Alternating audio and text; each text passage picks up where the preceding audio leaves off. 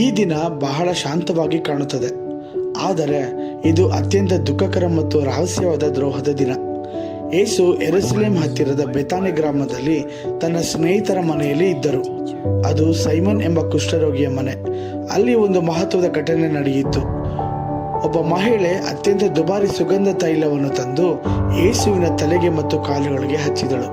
ಆ ಸುಗಂಧ ತೈಲವು ದುಬಾರಿಯದಾಗಿತ್ತು. ಅಂದಾಜು ಒಬ್ಬ ಸಾಮಾನ್ಯ ಕೂಲಿಗಾರನ ವರ್ಷದ ಸಂಬಳಕ್ಕೆ ಸಮ.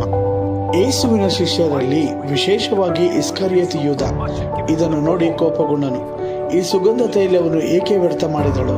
ಇದನ್ನು ಮಾರಿ ಬಡವರಿಗೆ ಹಣ ಕೊಡಬಹುದಿತ್ತು ಎಂದು ಗುಣಗುಟ್ಟಿದನು. ಆದರೆ ಯೇಸು ಹೇಳಿದರು, ಅವಳನ್ನು ಬಿಡಿ. ಅವಳು ನನ್ನ ಉತ್ತರ ಕ್ರಿಯೆಗಾಗಿಯೇ ಈ ಕೆಲಸ ಮಾಡಿದ್ದಾಳೆ.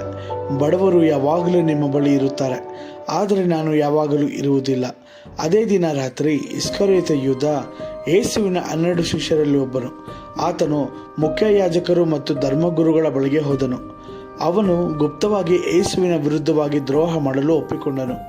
ಅವರಿಗೆ ಯೇಸುವನ್ನು ಒಂಟಿಯಾಗಿ ಸಿಗುವ ಸಮಯ ಮತ್ತು ಸ್ಥಳವನ್ನು ತಿಳಿಸುವುದಾಗಿ ಹೇಳಿದನು. ಅವರು ಯೂದಾಸ್ಗೆ 30 ಬೆಳ್ಳಿ ನಾಣ್ಯಗಳನ್ನು ಕೊಟ್ಟರು. ಆ ದಿನದಿಂದ ಯೂದಾಸ್ ಯೇಸುವನ್ನು ದ್ರೋಹ ಮಾಡುವ ಸಮಯಕ್ಕಾಗಿ ಕಾಯುತ್ತಾ ಇದ್ದನು.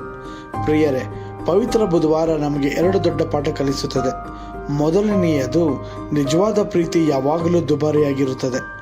ಮರಿಯಳು ತನ್ನ ಅತ್ಯಂತ ದುಬಾರಿ ವಸ್ತುವನ್ನು ಯೇಸುವಿಗೆ ಅರ್ಪಿಸಿದಳು.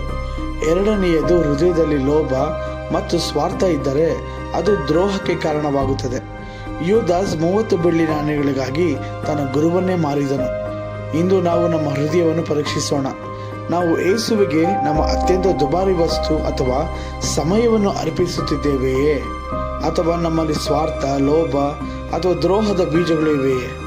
ಪವಿತ್ರ ವಾರದಲ್ಲಿ ಯೇಸುವಿನತ್ತ ನಮ್ಮ ಹೃದಯವನ್ನು ತಿರುಗಿಸಿ ಆತನಿಗೆ ನಿಜವಾದ ಪ್ರೀತಿಯನ್ನು ಅರ್ಪಿಸಿ ದ್ರೋಹದ ಬದಲು ವಿಶ್ವಾಸದಿಂದ ನಡೆಯಿರಿ.